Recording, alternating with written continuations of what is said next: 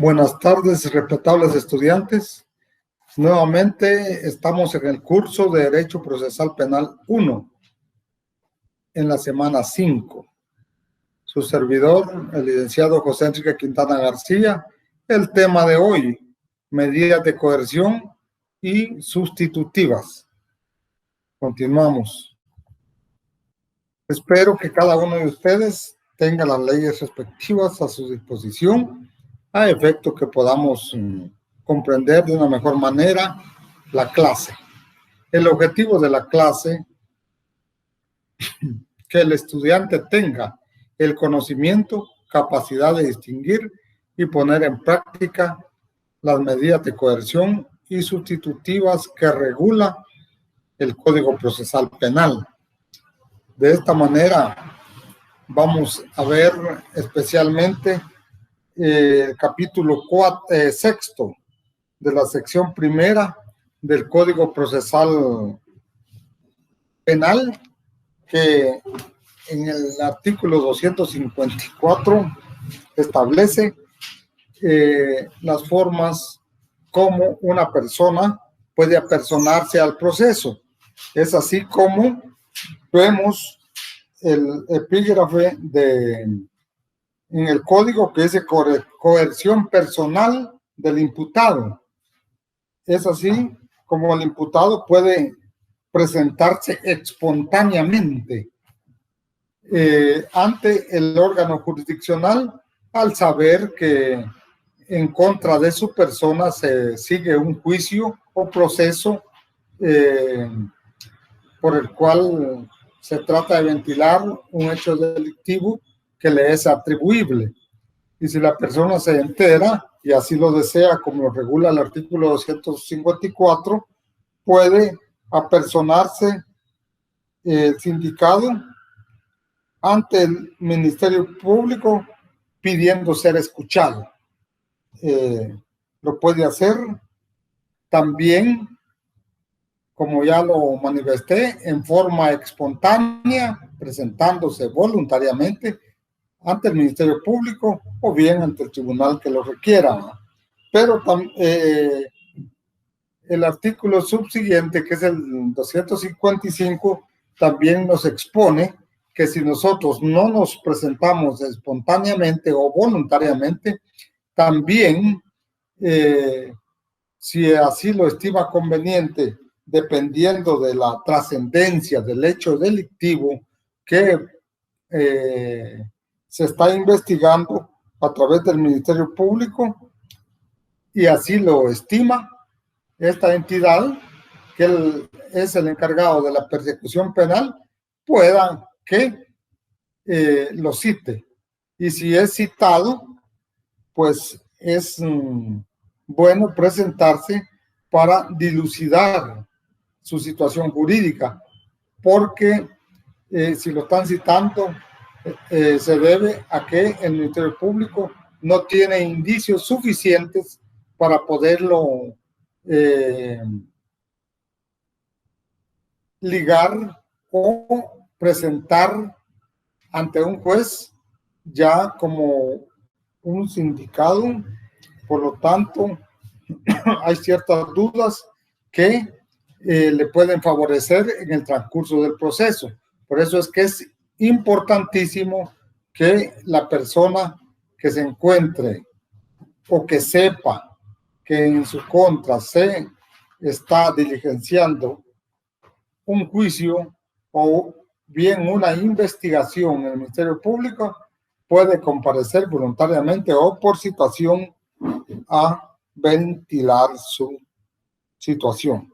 El artículo 256, permanencia conjunta.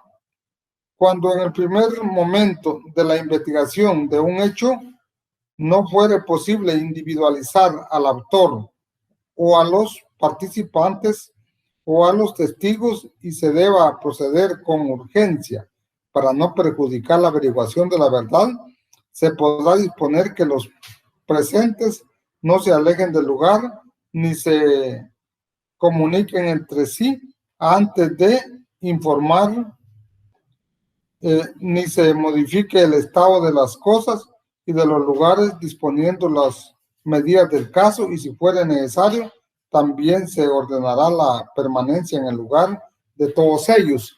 Estos casos a que se refiere este artículo del Código Procesal Penal se debe en aquellas circunstancias en que el Ministerio Público acude a la escena del crimen o la escena del hecho o el teatro, lugar de los hechos, porque recuérdense que allí ha ocurrido una escena pero delictiva. Entonces, el Ministerio Público, para precaución, para efectos de la investigación y no se vaya a variar ninguna de las circunstancias que allí sucedieron, puede llegar de inmediato y ordenar que nadie, bueno, despejar el área para proteger la escena del crimen, pero que nadie se retire sin antes ser interrogada a efecto de establecer testigos, establecer posible individualizar al sindicado, que la palabra individualizar no significa más que identificar quiénes son los actores del hecho.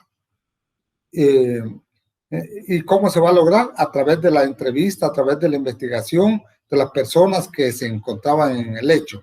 Por eso puede y tiene la facultad el Ministerio Público de poder inmovilizar a esas personas, y si es posible, si se tuviera dentro de ellas a alguien como sospechoso, puede también separarlos y que no se comuniquen entre sí para que no conjuren o no traten de ponerse de acuerdo y decir lo mismo, sino para que haya una investigación eficaz.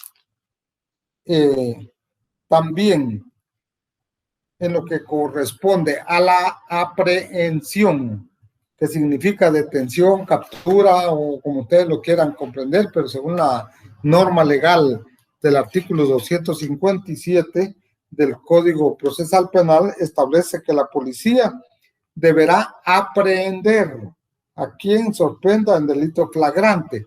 Aquí tal vez se recuerdan ustedes cómo lo hemos manejado en las clases anteriores, en el principio de legalidad, el artículo sexto, séptimo y octavo de la Constitución de la República, que establecen que solo se puede detener a una persona por hecho flagrante y por orden competente, ¿verdad?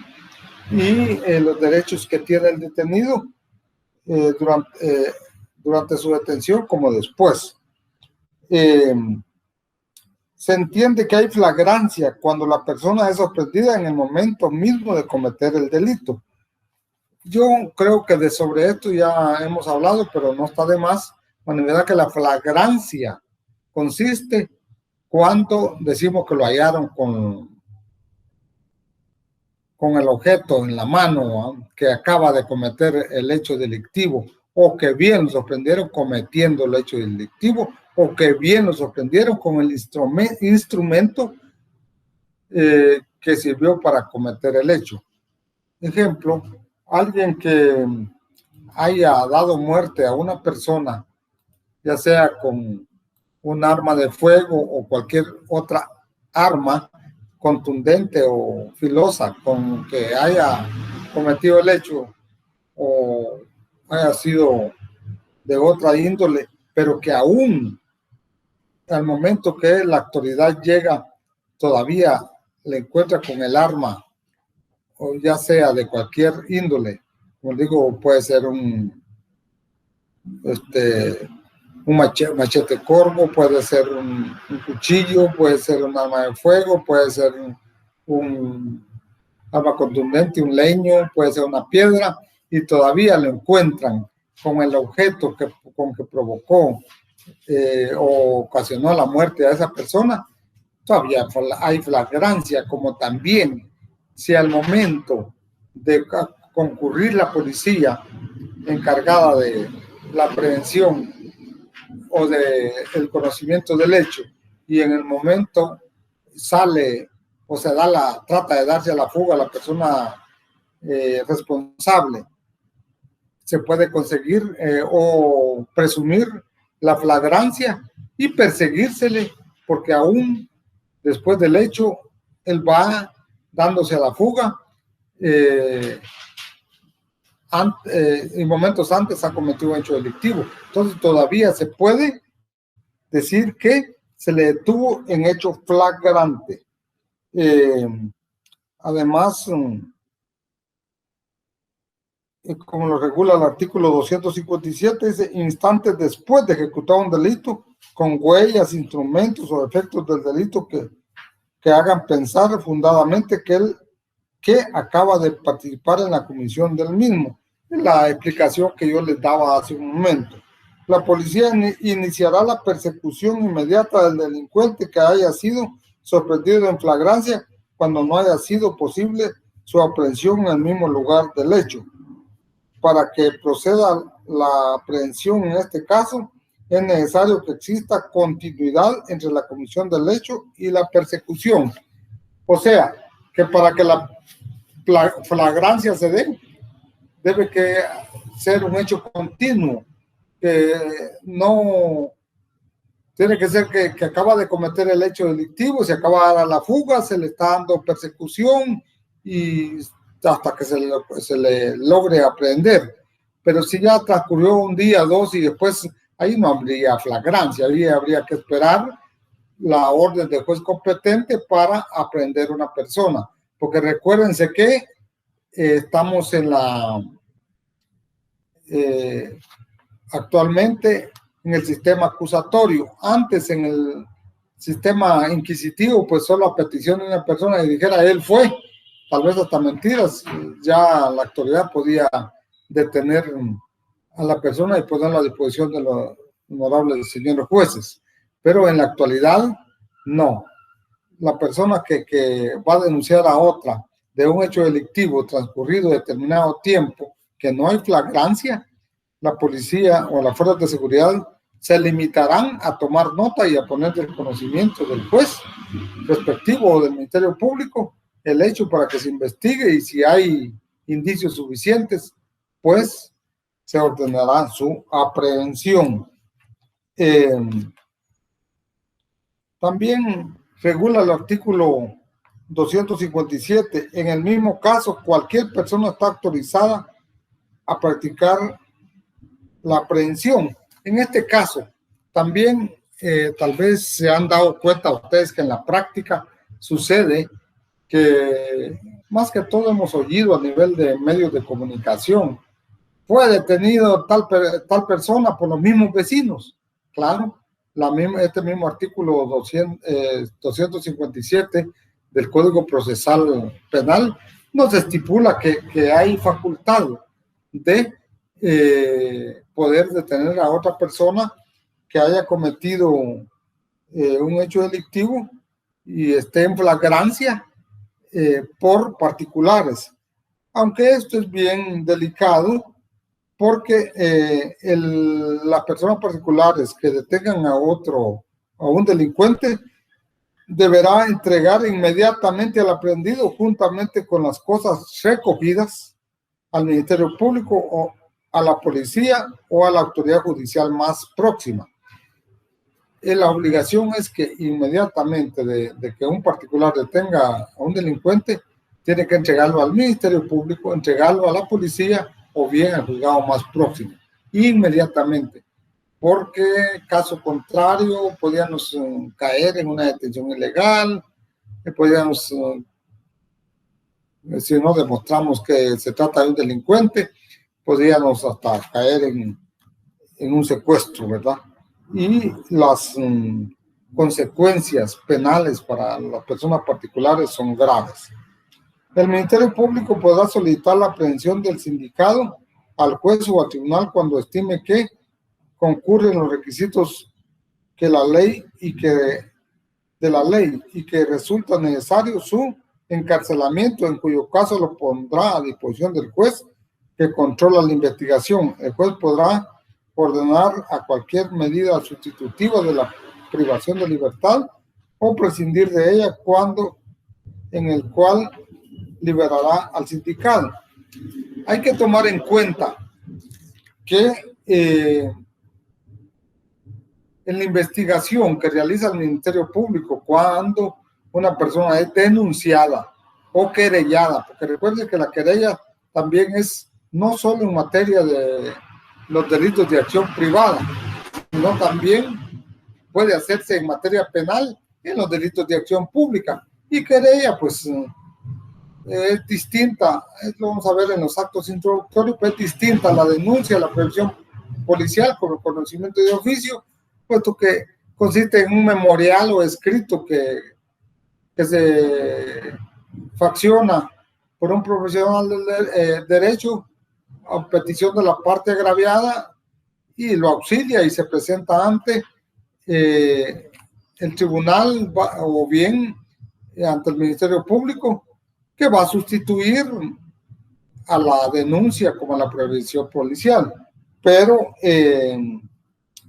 a través de esta querella o denuncia que el Ministerio Público va a iniciar la persecución penal, a través de la investigación va a establecer si hay o no elementos de convicción que puedan convencer al juez para hacer creer que la persona pudo o no haber participado en el hecho delictivo y que con la investigación realizada se cree que sí, por lo que puede solicitar la orden de aprehensión y el juez, con base a la solicitud y a la investigación realizada, y va a los indicios que va a presentar el Ministerio Público, va a ordenar la orden de aprehensión para que sea oído y resolver su situación jurídica. Pero esto no implica que forzosamente tenga que motivársele auto de prisión. Puede hacer que después de oírlo el juez ordene su libertad por falta de mérito, porque no se reunieron los elementos necesarios para creer que cometió el delito. O caso contrario, motivarle a auto de prisión, pero le va a otorgar una medida sustitutiva, que es de las cuales vamos a hablar más adelante. El artículo 258 establece en su epígrafe otros casos de aprehensión. El deber y la facultad provistas en el artículo anterior se extenderá a la aprehensión de la persona cuya detención haya sido ordenada o de quien se fugue del establecimiento donde cumple su condena y prisión preventiva. En estos casos, el aprehendido será puesto a disposición inmediatamente de la autoridad que ordenó su detención o del encargado de su custodia. O sea que no solo se puede proceder contra los que acaban de cometer un hecho delictivo, sino también con los prófugos, ¿va? La base legal para la prisión preventiva es el artículo 259. Se podrá ordenar la prisión preventiva después de oír al sindicado cuando medie información sobre la existencia de un hecho punible y motivos racionales suficientes para creer que el sindicado lo ha cometido o participado en él. Esto lo va a tomar como base el honorable juzgador, o sea, el juez que va a dirigir la audiencia. Se recuerda que una vez detenida una persona,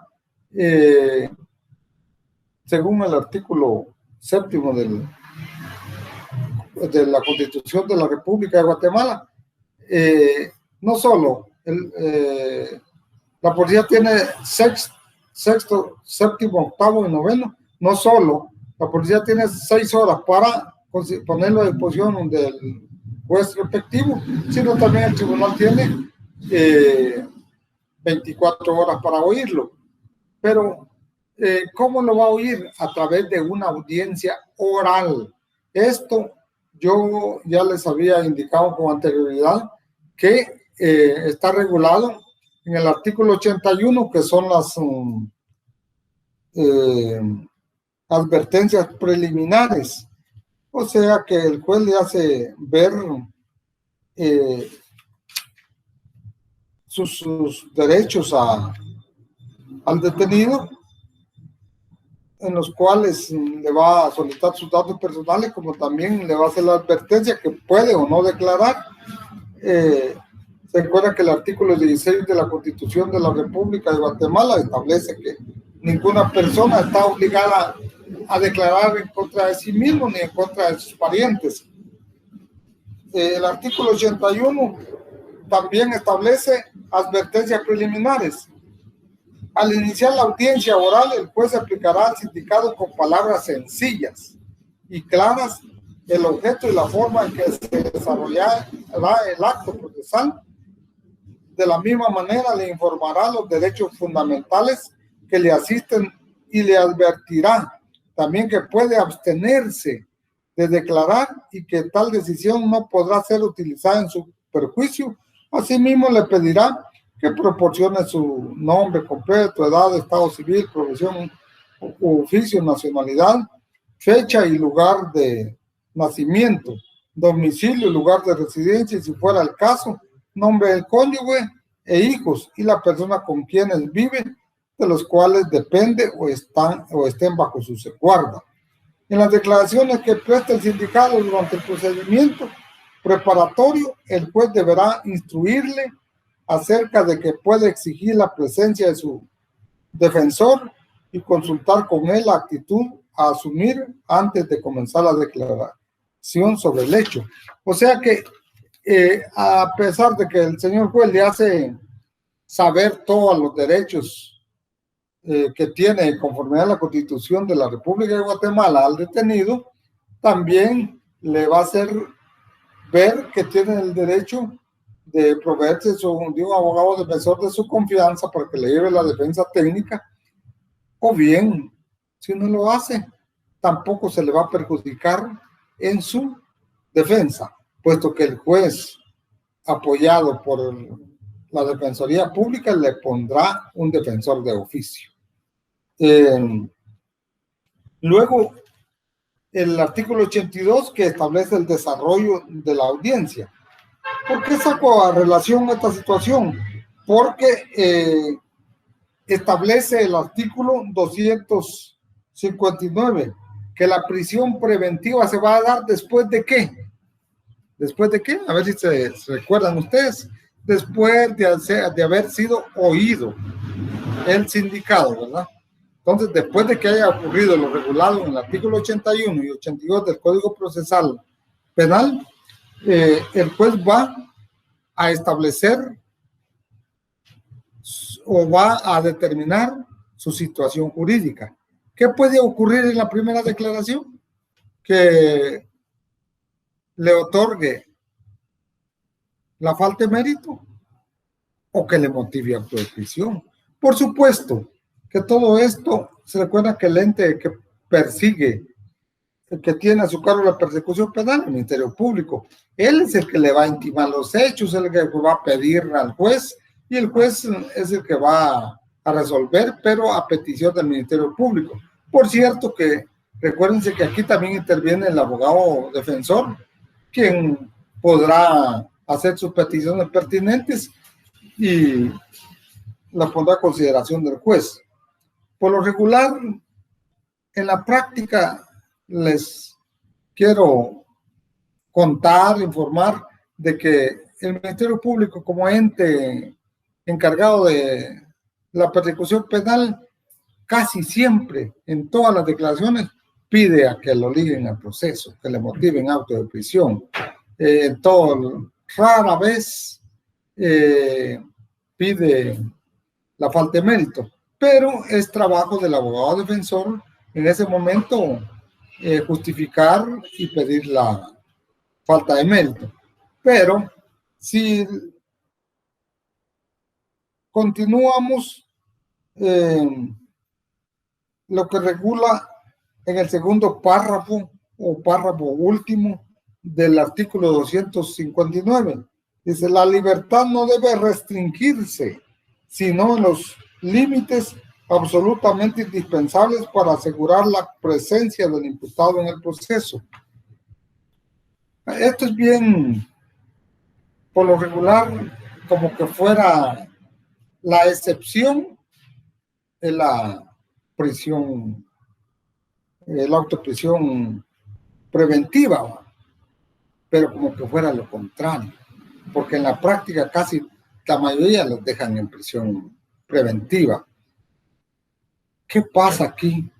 Recuérdense que la ley es perfecta, la ley tiene su espíritu y va en beneficio de la persona humana.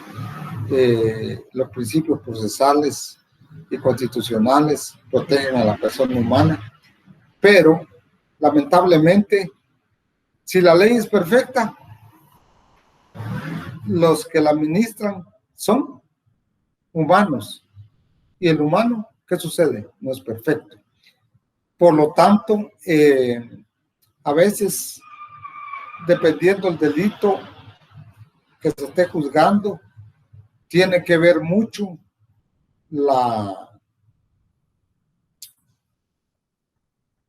prensa, los medios de comunicación, que a veces influyen mucho en las decisiones judiciales, puesto que algunos juzgan de alguna manera muy severa a los que imparten justicia por haber tomado una decisión que está en la ley.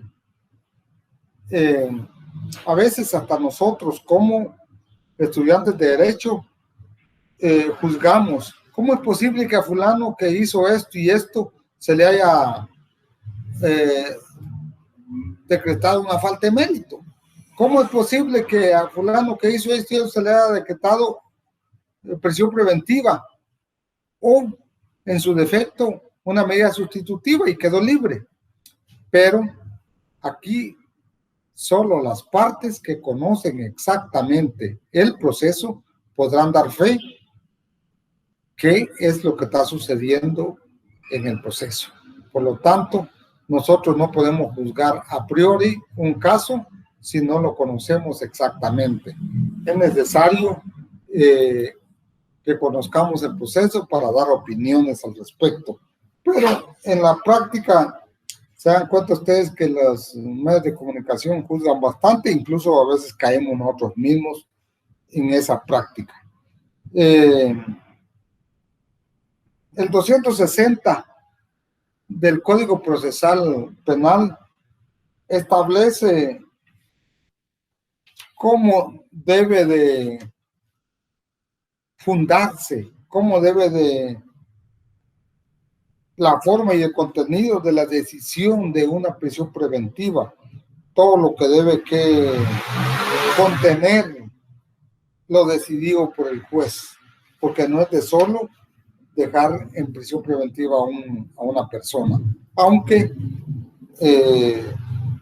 como les dije al principio, la prisión preventiva debe que ser la excepción, no la prioridad, y a veces como que fuera la prioridad la prisión preventiva y no la libertad, porque eso se da casi constantemente en casi todos los procesos, pero a veces lo que hacen es lavarse las manos, como quien dice, mejor le damos una medida sustitutiva y lo ligamos a proceso porque no quieren verse envueltos en crítica, pero no debía que ser así, porque la ley debe que respetarse, debe que las medidas, si los delitos que tienen medidas sustitutivas, debe que hacer una medida, pues que dejarlo en libertad, vamos con esas medidas.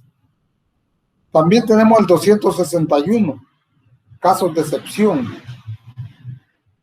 Hay que recordar que los casos de excepción son aquellos de delitos menos graves, que no es necesaria la prisión preventiva, salvo que exista presunción razonable de fuga o obstaculización a la verdad. Recuérdense que los casos menos graves son todos aquellos delitos a los cuales el Código Penal les regula una pena no mayor de 5 años. Como lo establece aquí el Código Procesal Penal, que esos delitos no debían que quedarse, son excepciones que no debía que, no es necesaria la prisión preventiva. No se podrá ordenar la prisión preventiva en los delitos que no tengan prevista pena privativa de libertad o cuando en el caso concreto no se espera dicha sanción. Hay delitos menos graves que también no regulan ni siquiera que la prisión, sino que será sancionado con multa de tanto a tanto. Entonces, allí es una multa y deberá imponerse una multa. Pero también en los delitos que la ley faculta para que se le pueda otorgar una medida sustitutiva, siempre, aunque se le haya motivado prisión, hay que tomar en cuenta el artículo 262 y 63, que el 62 establece el peligro de fuga. Si una persona demuestra que tiene arraigo o que tiene bienes o que tiene familia, que tiene trabajo en determinado lugar, no hay peligro que esta persona se vaya a ir de ese lugar con la finalidad de no ser juzgado. También el artículo 263 que establece el peligro de obstaculización. Esto se debe cuando se trata de aquellas personas que puedan interferir en la investigación que realiza el Ministerio Público o en cualquier actuación que se lleve en el proceso a través de influencias ante la autoridad o bien interviniendo ante las partes o que pueda llegar a amenazar a una persona para que sabe de que alguien es testigo y va a intervenir para que no acuda o de alguna manera va a intervenir en el proceso. Ahí sí, son excepciones que si se demuestran esas circunstancias van a influir para que el juez no le otorgue una medida sustitutiva al que se le haya motivado auto de prisión. Nosotros como defensores o como abogados litigantes, para demostrar que no hay peligro de fuga, siempre casi en todos los procesos, cuando tenemos una primera declaración, lo primero que hacemos es, en primer lugar, obtener los antecedentes penales, antecedentes policíacos, bueno, policíacos casi, especialmente los penales, una carta de residencia que el alcalde o la autoridad municipal les dé para demostrar que viven en determinado lugar, si tienen constancia de trabajo, un recibo de luz del domicilio donde viven, además cartas de recomendación que puedan hablar de su conducta, y con esto y otros documentos podemos demostrarle al señor juez que se trata de una persona que incurrió en una infracción penal o un delito, pero que anterior a ese era una persona de buena conducta. Porque ocurre mucho en esa situación. Ahora, si fuera un reincidente, y recuérdense que la reincidencia no es solo el hecho que ha sido detenido una, dos, tres o cuantas veces, sino que reincidencia es que ha sido condenado por el tribunal, por los tribunales a condenas por hechos delictivos. Entonces la ley estipula en los casos específicos donde se va a tomar en cuenta la reincidencia. También vamos a continuar con las medidas sustitutivas. Vamos a hablar un poquito de doctrina con relación a las medidas sustitutivas para luego hablar de lo que corresponde a la legislación propiamente del Código Procesal Penal. Las medidas sustitutivas un inadecuado y sistemático recurso a la prisión preventiva. Pone en evidencia la negación democrática y constitucional de una sociedad. La prisión preventiva pasa a convertirse en un generalizado sistema de anticipación de pena que contradice a sí mismo el derecho de la presunción de inocencia. ¿Por qué este autor establece que cree que la prisión preventiva fuera, como quien dice, una condena anticipada? Porque si nos vamos, como ustedes ya se los he dicho en otras clases, que el artículo 14 de la Constitución de la República, que regula el principio constitucional, y el artículo 14 del Código Procesal Penal, también el principio procesal, ¿de qué? De presunción de inocencia. O sea que toda persona antes, mientras no esté condenada en una sentencia plenamente dictada por tribunal preestablecido, es inocente. Entonces más pareciera que se le está condenando con anticipación. Ese es el pensamiento, ¿eh? Pero también puede apreciarse el brillante reflejo de la solapada realidad de que, ingresando en prisión, parece entenderse definitivamente satisfecho el fin del proceso penal. Y para ustedes, ¿qué consideran? ¿Que el fin del proceso penal es encarcelar a las personas? Pues, a mi modo de entender, el fin del proceso penal, libre de lo que regula el Código Procesal Penal en el artículo 5, no es encarcelar a las personas, es encontrar la verdad.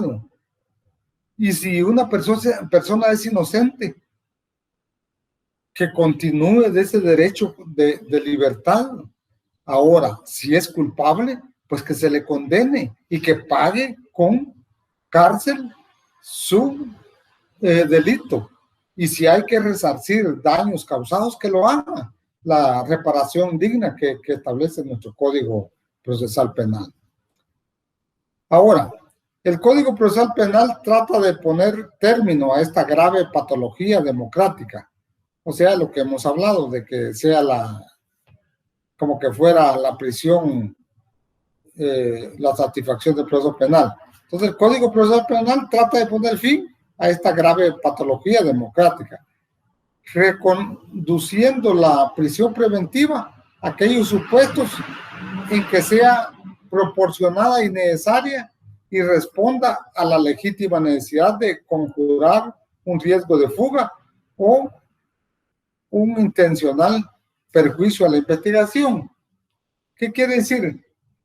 Que ya en nuestro Código Procesal Penal actual ya regula esto, que si no hay peligro de fuga, no hay obstaculización a la verdad, como lo establecen los artículos 262 y 263 del Código Procesal Penal, y es un delito que puede otorgársele una medida sustitutiva, ¿por qué hay que dejarlo preso? No hay razón, ¿verdad? Entonces, esto ya está regulado en nuestro código y no nos extrañemos que los honorables juzgadores otorguen estas medidas en los delitos que así la ley lo permite, siempre y cuando llenen los requisitos que la ley establece, que ya mencionamos. No obstante, se debe ser consciente de la inquietud ciudadana suscitada por la puesta en libertad y que tal inquietud será proporcional no solo a la gravedad de los hechos, sino al propio número de evidencias que apuntan al encausado. Solo una justicia ágil y adecuada en sus respuestas a la complejidad real de los casos, permitirá restaurar la inquietud de inseguridad ciudadana. Como lo he dicho, la gente que no conoce del derecho, aunque es nuestra obligación, que todo ciudadano, artículo 3 de la ley de organismos judiciales, que nadie puede alegar ignorancia, tenemos que conocer la ley, pero no todos estudian derecho, ¿verdad? Entonces, por lo tanto, nosotros que conocemos el derecho, no nos extrañemos que ocurran esta clase de situaciones, salvo casos que no estén en la ley, pero la ley nos está mandando que sí es permitido una medida sustitutiva. Definición. Se puede definir las medidas sustitutivas como los actos procesales de coerción directa, que recayendo sobre las personas o los bienes, se ordenan a posibilitar la efectividad de la sentencia que ulteriormente haya de recaer. Con una medida sustitutiva, ¿qué estamos haciendo? Dejando sujeto al procesado, al sindicado, al imputado, al proceso. Y con eso asegurándose la sentencia que se vaya a dictar en su momento procesal. Y recuérdense que no necesariamente va a ser una sentencia condenatoria. Puede ser una sentencia absolutoria. Va a depender de la investigación que realiza el Ministerio Público. Pues si recordamos, al inicio les decía yo que el artículo 46 y 108 del Código Procesal Penal, 46 establece que el Ministerio Público tiene que llevar a cabo todas las investigaciones que sean necesarias para establecer los hechos que son de su conocimiento. Mientras que el 108 establece que ahí podíamos como interpretar que está inmerso también el principio de objetividad, que consiste en que el Ministerio Público tiene que investigar severamente hasta llegar a la verdad, no importando que esa verdad vaya a ayudar al sindicado, porque si esa verdad va a decir que él es inocente, el Ministerio Público tiene la obligación, no solo por el hecho de ser el ente investigador y de la persecución penal, va a pedir siempre sobre la acusación, ¿no? En este caso, él tiene que ser objetivo. Si no hay delito que perseguir o no hay indicios para pedir una acusación, tendría que pedir el sobreseimiento de ese hecho delictivo, o sea que no hay motivos suficientes para creer que él haya cometido un delito. Por lo tanto, debe que pedir se le deje libertad y el sobreseimiento del proceso en cuanto se refiere a su persona. Puede ser que haya un responsable, pero no sea él, ¿verdad? Y si él no ha participado, hay casos que suceden. Por lo tanto, es el principio de objetividad es importante dentro del derecho procesal penal como también en el proceso penal. Por una parte, la existencia de la imputación basada en una constatación objetiva de un hecho típico y en la probabilidad razonable de quien sea su actor, y por otra, en la fundada posibilidad de ocultación personal o patrimonial de imputado en el curso del procedimiento penal. Sí, puede caer que sea otra la persona y tiene que ser objetivo puramente el Ministerio Público para que en sus pedidos sean basados en investigación y en las evidencias e indicios que ha recabado, teniendo como finalidad única y legítima el agilizar los efectos penales y civiles de una futura sentencia.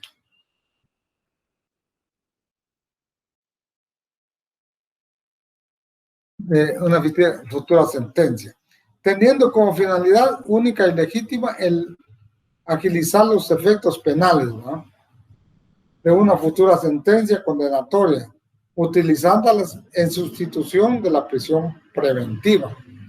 Así se determina que las llamadas en ley medidas sustitutivas son también medidas de coerción dirigidas a limitar la libertad personal. ¿Por qué una medida sustitutiva también está llamada a limitar la libertad personal? Si ustedes se ubican en el artículo 264 del Código Procesal Penal, establece que el peligro de fuga o de obstaculización para la averiguación de la verdad pueda ser razonablemente evitado por aplicación de otra medida menos grave para el imputado. El juez o tribunal competente de oficio podrá imponerle alguna de varias de las medidas siguientes. Entonces, ¿aquí qué vamos? ¿Es o no es una medida sustitutiva una medida de coerción dirigida a limitar la libertad del diputado? ¿Por qué? Porque le va a imponer dentro de estas, las reguladas en este artículo, por ejemplo, el arresto domiciliario en su propio domicilio o residencia en custodia de otra persona sin vigilancia alguna o con la que el tribunal disponga. Puede otorgar la medida sustitutiva de arresto domiciliario en su casa, con vigilancia, sin vigilancia o la que el tribunal disponga. ¿Qué está haciendo ahí? Limitándole su libertad personal, ¿verdad? También puede, está en ley en este artículo, la obligación de someterse al cuidado o vigilancia de una persona o de institución determinada, quien informará periódicamente al tribunal. Hay casos de que una persona que es habitualmente ebria haya cometido un hecho delictivo y el juez lo estime conveniente, lo va a someter a que vaya, por ejemplo, por un año o por el tiempo que él estime conveniente a a sesiones de Alcohólicos Anónimos y a determinado lugar, y para que los encargados de estos lugares informen periódicamente al tribunal si es que esta persona está cambiando o no, para poderle continuar con esa medida. Y recuérdense que la falta de cumplimiento de las medidas que se le impongan va a incurrir a que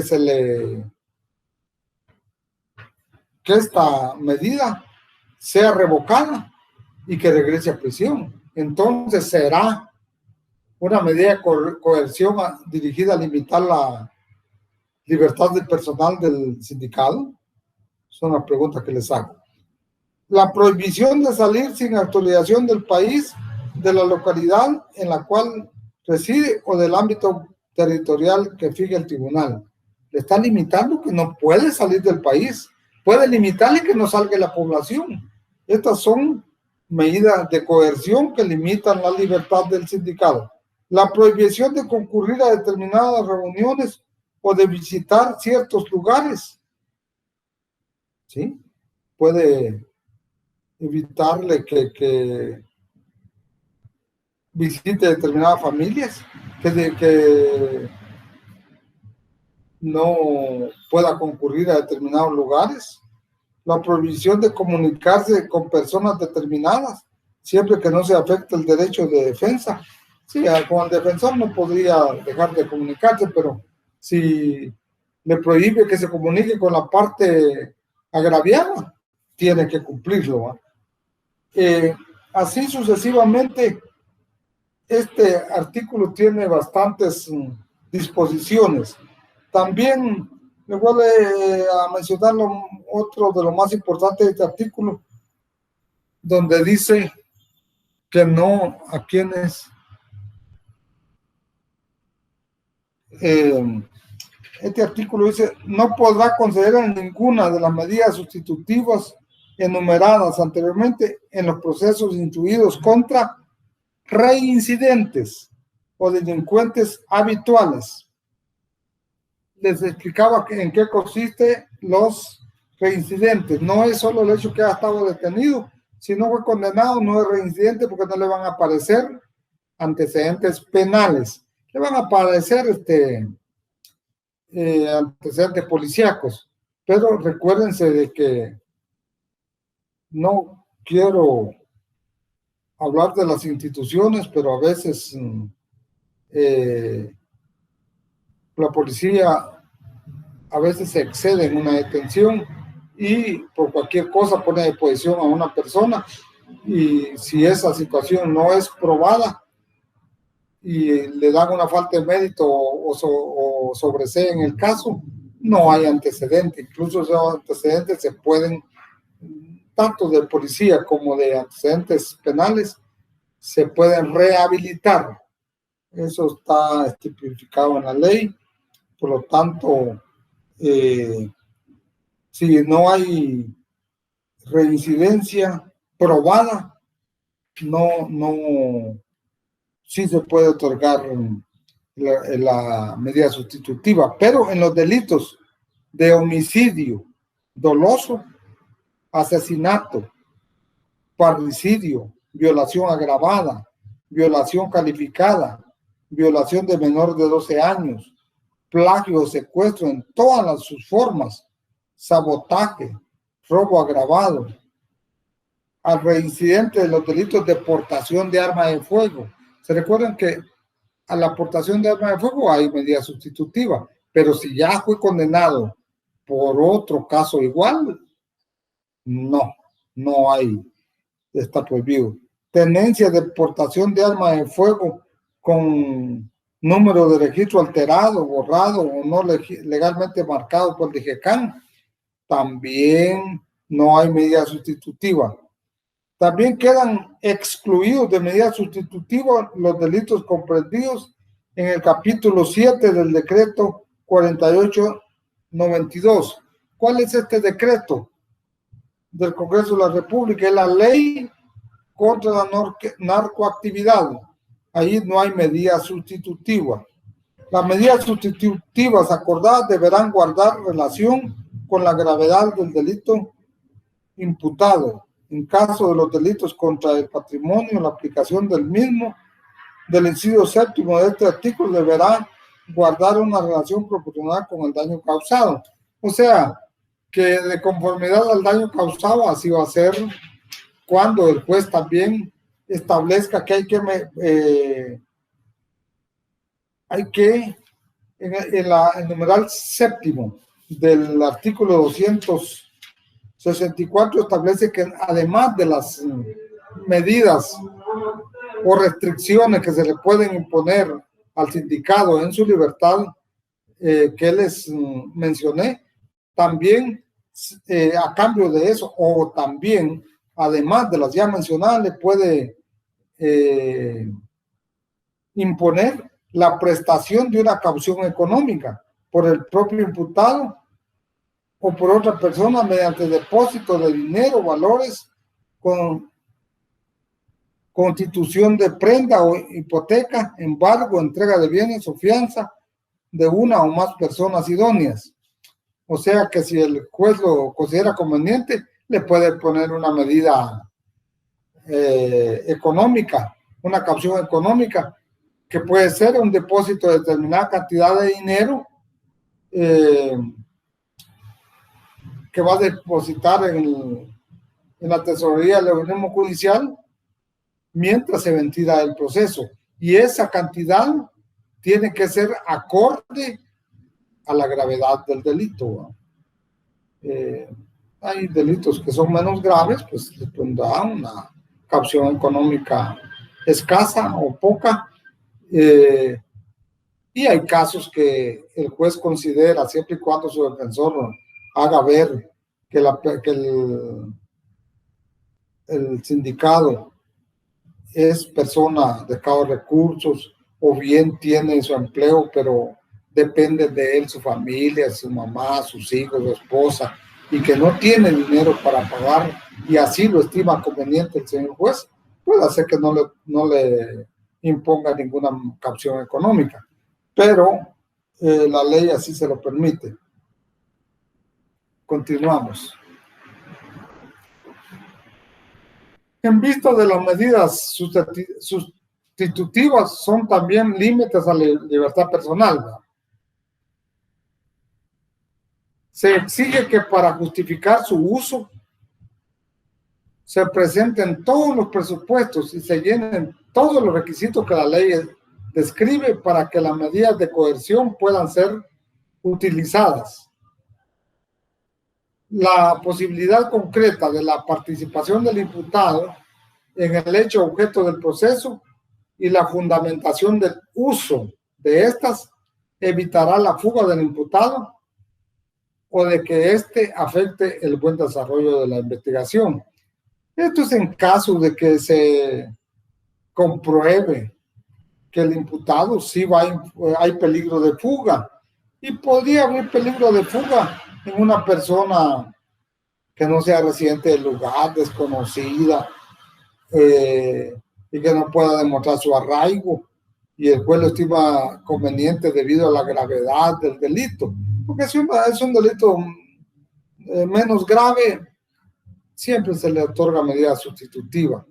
El juez siempre, por estar establecido en la ley. Ahora, obstaculización a la verdad son aquellos casos exclusivamente cuando hay tráfico de influencias que puedan intervenir en el proceso. Como les decía, también intervenir en los medios de prueba que van a andar ahí obstaculizando y cambiando las ideas iniciales de la persona en una declaración, puedan tergiversar, y eso va a perjudicar la investigación del Ministerio Público. Pero para que eso se demuestre, el Ministerio Público tendrá que tener claro y concreto en qué consiste la obstaculización que puede perjudicar la persona sindicada, ¿no? La privación de libertad del imputado debe que ser excepcional. No puede ser la regla general durante la tramitación y sustanciación del proceso penal. Lo que les decía, está en el artículo 259, último párrafo. La libertad no debe restringirse, sino los límites absolutamente indispensables para asegurar la presencia del imputado en el proceso. O sea, que la privación de libertad es la excepción y no la regla general en la tramitación del proceso penal. O sea que en la mayoría de casos que la ley así lo permite, la persona debería que quedar libre, y en libertad debería que continuarse el proceso mientras se establece si tiene culpabilidad o no la persona.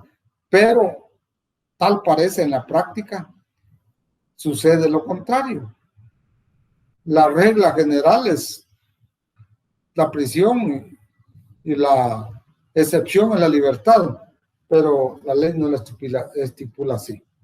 Esta práctica es contraria a los postulados constitucionales, siendo la excepcionalidad una característica esencial de los medios de coerción personales, especialmente de aquellas que implican una limitación o restricción a la libertad del imputado, porque casi siempre se privilegia más la prisión que la libertad.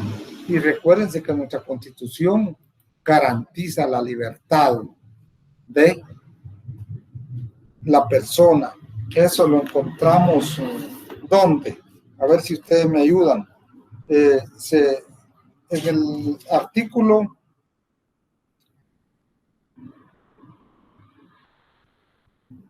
2 de la Constitución de la República de Guatemala dice: deberes del Estado. Es deber del Estado garantizarle a los habitantes de la República la vida, la libertad, la justicia, la seguridad, la paz y el desarrollo integral de la persona. Entonces, precisamente a eso se refiere al decir que como que fuéramos en contra de lo que la misma ley constitucional garantiza a la persona humana.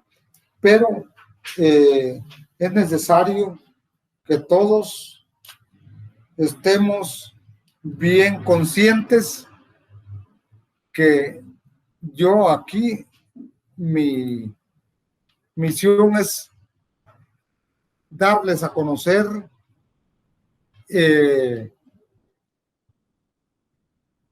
cómo establece la ley, cómo se da en la práctica, pero sus razones tendrán. Como les dije, la ley es perfecta, lo que la administran son humanos. Casi por siempre es bueno que recordemos de principios informadores.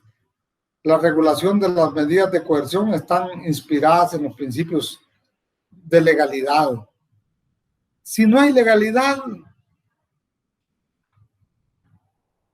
prácticamente no hay un buen proceso. Un proceso que no tiene legalidad puede retrotraerse, puede anularse, pues, y llegarse al principio de se violó la ley. Dicho principio supone que toda medida limitativa de algún derecho fundamental debe estar prevista en la ley, ya que ésta debe autorizar expresamente a la autoridad judicial a adoptar tales medidas limitativas.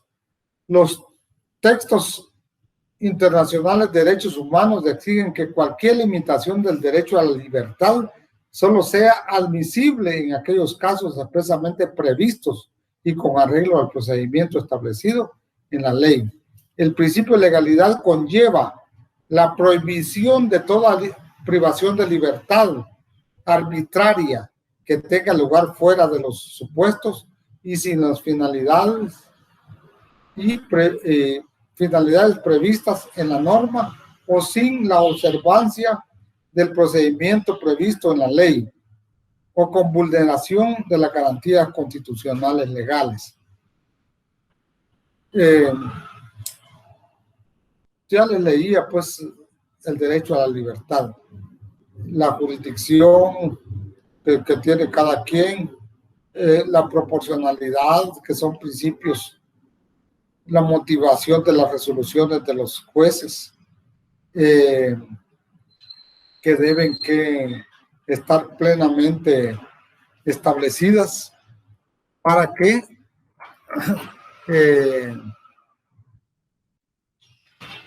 sean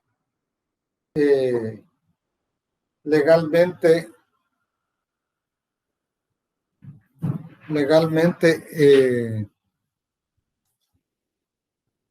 aplicadas.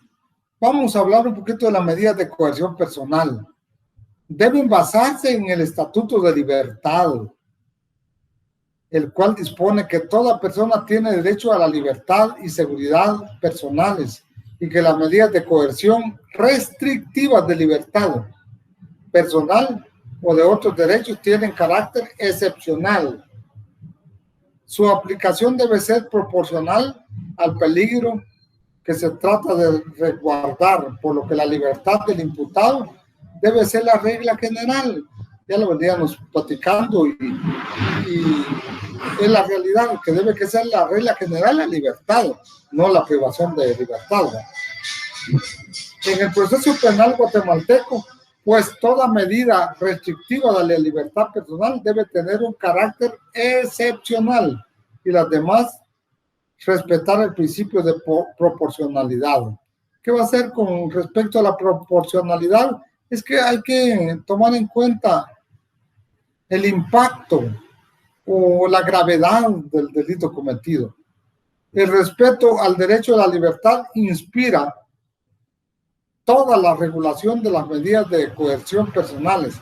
Ello impone que en principio toda persona tiene derecho a no ser privada de libertad, salvo en aquellos supuestos específicamente previstos en la ley y que deben ser interpretados restrictivamente.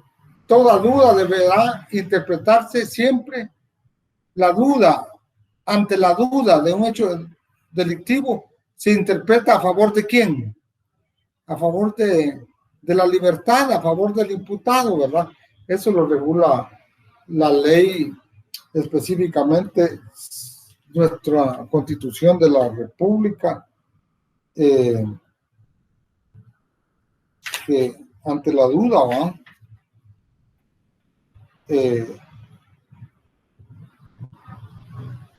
favorece al rey. Entonces debemos que estar conscientes de esta situación.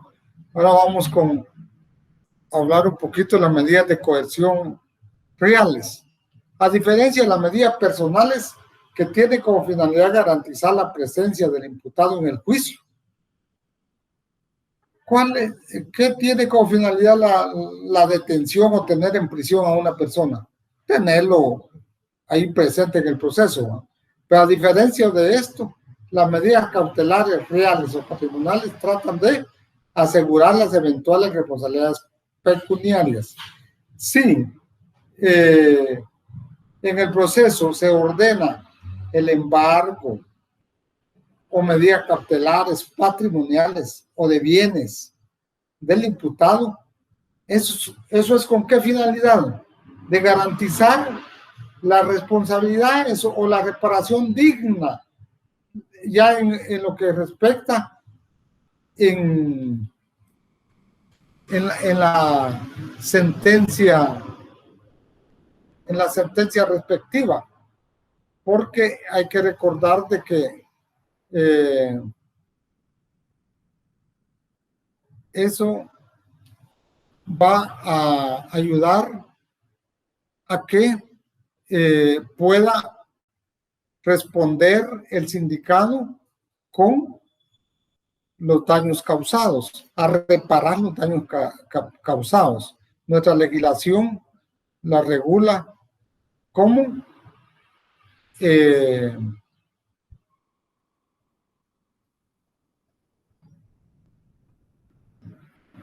la regula como reparación digna. Vamos a hablar en los casos de excepción, que son en los casos de delitos menos graves. No es necesaria la prisión preventiva siempre que no medie peligro de fuga ni obstaculización para peligro de la verdad. Ya sobre este tema hablamos sobre el artículo 263 y 262 y 63 del Código Procesal Penal que se trata del peligro de fuga y obstaculización a la verdad. Ahora vamos a hablar de las medidas sustitutivas. Siempre que el peligro de fuga o la obstaculización para la averiguación de la verdad puede ser razonable, el juez puede otorgarle medidas sustitutivas. Vimos también el artículo 264, que les decía cuáles son los delitos de mayor trascendencia que no permite las medidas sustitutivas ni tampoco permite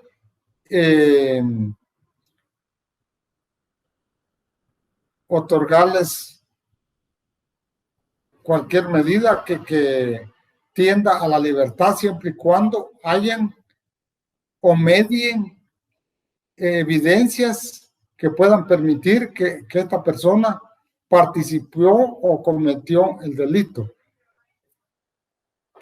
Fundamentación y principios de la sustitución de la prisión preventiva.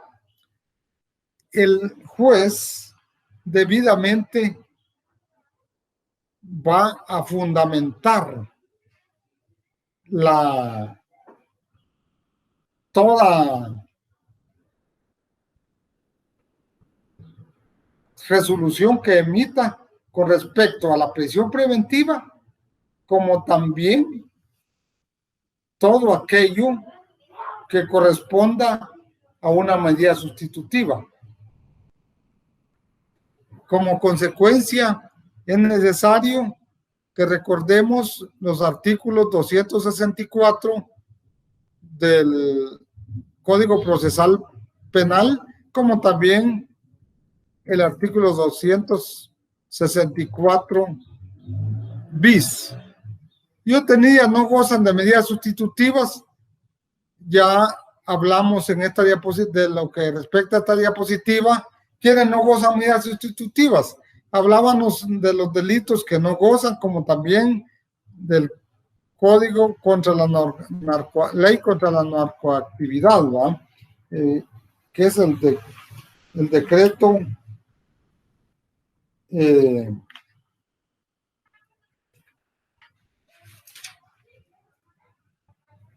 de la ley de narcoactividad, que no permite, que es el decreto 48-92 del Congreso de la República, ley contra la narcoactividad. Y vean la parte que corresponde al artículo 264, donde establece los delitos por los cuales no hay medida sustitutiva. Ahora vamos a hablar específicamente del artículo 264 bis, que corresponde al arresto domiciliario en hechos de tránsito. Se podrá otorgar este beneficio al responsable de un hecho de tránsito ante un jefe de policía, notario o juez, siempre que el sindicado llene los requisitos de ley. En estas circunstancias de los hechos de tránsito, es bueno que nosotros, estudiantes de Derecho, ustedes, recuérdense que esto es más cotidiano, se ve constantemente. Nuestra familia, nuestros amigos, por el hecho de ser estudiantes, le van a hacer consultas en momentos oportunos y ustedes sepan contestarles. El arresto domiciliario de un hecho de tránsito, siempre y cuando se llenen los requisitos que la ley establece, pueden otorgarse.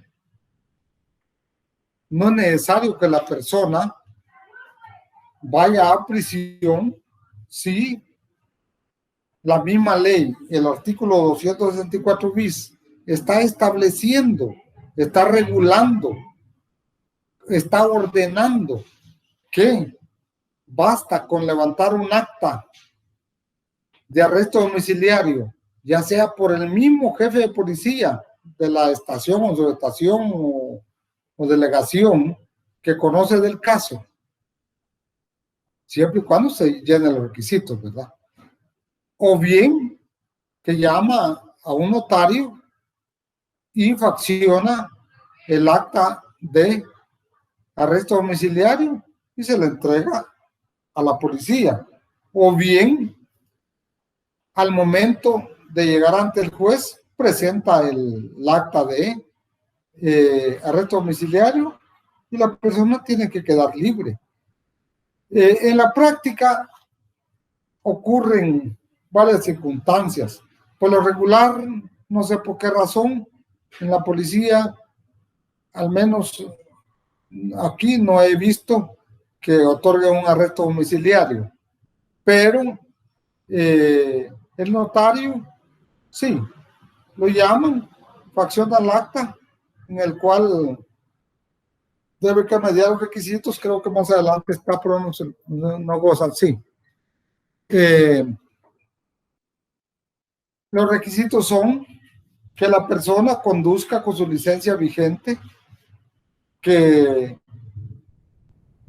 vaya en su estado normal, que conduzca en su estado normal, sin bebidas alcohólicas ni estupefacientes, que preste auxilio a la víctima, que no trate de darse a la fuga para evitar o para ocultarse y no ser sancionado. Y si esto ocurre, lo que hace el notario, si en el caso del notario, es presentarse ante la policía, facciona el acta, que un acta notarial, todas las actas notariales de conformidad al código de notariado, porque ahí no se actúa como abogado, se actúa como notario, faccionando un acta notarial de arresto domiciliario, y todas las actas notariales llevan lugar, fecha, hora, porque las actas notariales sí llevan hora, lugar donde está constituido. Luego, la parte introductoria que comprende lo que le estoy mencionando también hace contar quiénes comparecen en el acta. Por supuesto, todo acta notarial es a requerimiento. Nunca un notario puede actuar de oficio, sino que tiene que ser requerido por una persona. Pero ¿por qué hago mención a esto? Porque además del sindicado, tiene que comparecer en el acta notarial un fiador, porque aquí la ley establece que tiene que comparecer una persona que se hace responsable del fiado a efecto de presentarlo ante cualquier tribunal que lo requiera, cuantas veces así sea necesario. Es un requisito. En el cuerpo del acta ya se hace referencia lo que sucedió, el hecho que sucedió del hecho de tránsito, con el compromiso, cómo se identifica, porque también allí la ley establece que puede identificarse con sus documentos personales, como también con licencia de manejar, y el compromiso de presentarse al tribunal que lo requiera, al Ministerio Público o tribunal que lo requiera, como también el fiado que acepta el cargo en el recaído, como también la obligación de responder por el detenido para presentarlo al lugar que lo requiera. Por lo regular ocurre que en la policía, si uno presenta esa acta, siempre a veces lo remiten al juzgado. No debía que ser así, porque desde el momento que se le presenta el acta de arresto domiciliario, la policía, su obligación es adjuntar a la prevención policial esa acta y dejar en libertad al detenido, porque ya se presentó el notario en lugar del detenido, se va el acta notarial, pero ellos siempre mandan a ver la prevención policial y ya es en el juzgado que uno la presenta y el juez concede la arresto domiciliario. Eso es en lo que corresponde a hechos de tránsito. También, ¿qué pasa? ¿Quiénes no gozan de arresto domiciliario? Por eso es tan importante, lo regula el mismo artículo 264 bis del Código Procesal Penal, tan importante que la persona que conduce un vehículo porte su licencia de manejar, porque no tienen derecho a arresto domiciliario los que conducen en estado de ebriedad o bajo efectos de drogas o estupefacientes, sin licencia vigente de conducción. Fíjense que puede ser un hecho de tránsito que hasta pueda ser de que hay un fallecido, pero si porta su licencia de manejar vigente, se puede otorgarle su arresto domiciliario, aunque con esto no es que está quedando libre del proceso, él va a quedar ligado al proceso porque tiene que ser citado en determinado tiempo para su primera declaración y el juez ahí va a dilucidar el caso si lo deja ligado al proceso o bajo una medida sustitutiva o una falta de mérito. Pero si él porta su licencia, pero está vencida, no tiene derecho al arresto domiciliario inmediato. Podrá tener derecho ya cuando esté oído ante un juez competente, pero mientras no. También no haber prestado ayuda a la víctima, no obstante de haber estado en posibilidad de hacerlo, haberse puesto en fuga o ocultado para evitar su procesamiento. O sea, lo contrario de lo que la ley permite para otorgársele dicha medida. También podemos ver, para que ustedes lo lean, por supuesto, ya yo se los expliqué así someramente a efectos de que ustedes lo puedan comprender, el artículo 265, que establece que previo a la ejecución de la medida se levantará el acta, el cual constará. Ahí dice qué debe que contener el acta para el momento preciso que haya que suscribir un acta. Por favor, no dejen de leer debidamente este artículo y tienen que llenarse tanto lo regulado en el artículo 264 bis como lo que establece el artículo 265, que es el contenido del acta. Es necesario que tengamos en claro estas circunstancias necesarias dentro de la legislación, porque nosotros somos los más indicados como estudiantes de derecho, estar suficientemente empapados tanto del procedimiento en un proceso penal, porque el proceso penal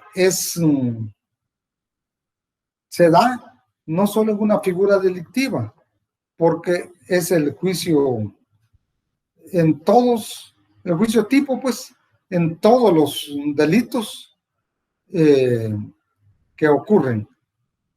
El único que tiene procedimiento distinto es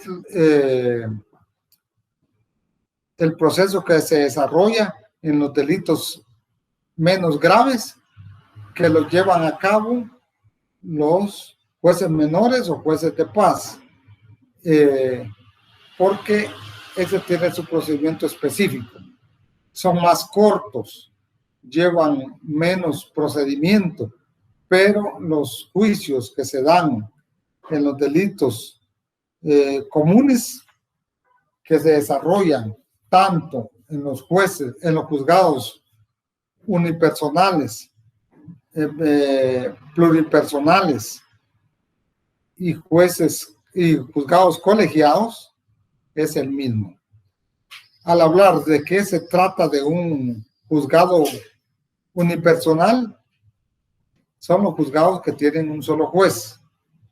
Los juzgados que tienen dos jueces que conocen el mismo ramo se llaman jueces pluripersonales, y esto pasa en los juzgados que hay mucho trabajo, y para que haya una justicia pronta y cumplida, la Corte Suprema de Justicia ha establecido juzgados pluripersonales para que hayan dos jueces que se distribuyan el trabajo y el trabajo sea más ágil. Y los jueces, o sea, los tribunales colegiados, son los tribunales donde hay más de dos jueces, que son los juzgados de sentencia, que por lo regular son tres jueces que conocen. Esto es necesario que nosotros, estudiantes de derecho, tengamos el conocimiento pleno para que entendamos que nuestra legislación todo lo ha provisto de manera clara. Ahora, ampliando un poco más sobre la medida de la coerción o la orden de aprehensión, o de ordenar la prisión preventiva, recuérdense que la fundamentación es el artículo 259 del Código Procesal Penal. Recapitulando, esto se da después de ¿qué circunstancia? Después de haber oído al sindicado. Cuando medie información sobre la existencia de un hecho punible y motivos racionales para creer que el sindicado lo ha cometido o ha participado en él. Esa es la fundamentación que tiene que tener un juzgador para poder motivarle auto de prisión a un sindicado, que tenga motivos racionales, que el Ministerio Público lo haya convencido que si hay motivos racionales para creer que el sindicado lo ha cometido o ha participado, o bien que hay motivos o que hay investigación pendiente que pueda recabar la información necesaria para poder llevar a cabo una acusación, porque caso contrario, la tesis del Ministerio Público no tendría fundamento y sería prácticamente tener ligado al proceso una persona sin fundamento claro y preciso como lo establece la ley y nuestros principios legalmente establecidos. No se puede aplicar prisión preventiva si no existe un mínimo de información que fundamente una sospecha bastante creíble, bastante importante acerca de la existencia del hecho y la participación del imputado en él. Recapitulando un poquito para que nos quede claro en qué consiste la prisión preventiva.